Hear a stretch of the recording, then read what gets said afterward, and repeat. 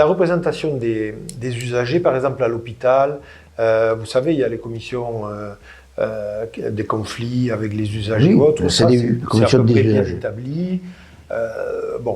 Ça, on l'accepte. Dans la tête des médecins, c'est plus compliqué, même à l'hôpital. Ah ouais, donc, installer un peu plus la représentation comme quelqu'un, comme un vrai partenaire, entre guillemets. Pas seulement qui donne son avis ou qui fait remonter les choses qui ne vont pas, puis après les autres qui décident. Non, il faut aussi qu'il participe à la décision. C'est ça. Comment on règle ce problème-là, entre guillemets. Donc, remonter les problèmes, ça, ils savent le faire. Participer à la décision dans la tête déjà des médecins, c'est déjà plus compliqué, et des administratifs. Et ce sont souvent, après, dans ces instances aussi, CTS ou autres, des avis consultatifs. Oui, c'est ça. On va les dire comme ça. C'est ça. Donc, il faut quand même aller plus loin, on le voit bien. Alors, en contrepartie, c'est ce qu'on disait un peu tout à l'heure, c'est la formation, la compétence, la montée en compétence, et ça tombe bien, on est chez France Asso Santé, c'est aussi une omission. C'est notre défi, non?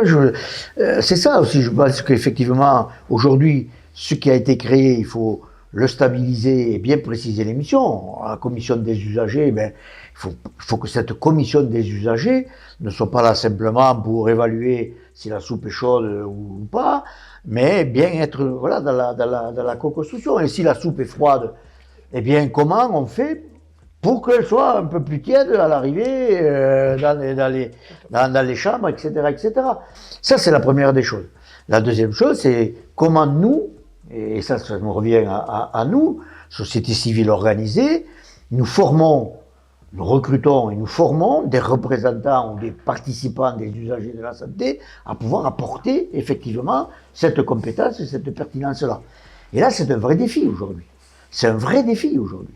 C'est comment effectivement on peut recruter des bénévoles, des militants, etc., les former pour qu'ils soient véritablement des acteurs. C'est une véritable, là aussi, transformation du rôle du milieu associatif qui jusqu'à présent a été sur un plaidoyer, sur dénoncer ce qui ne va pas bien, etc., etc. Rouge pété parce que la soupe est froide, ok. Mais maintenant, à nous d'être en capacité de pouvoir porter des propositions pour que la soupe elle soit tiède. Donc c'est ça.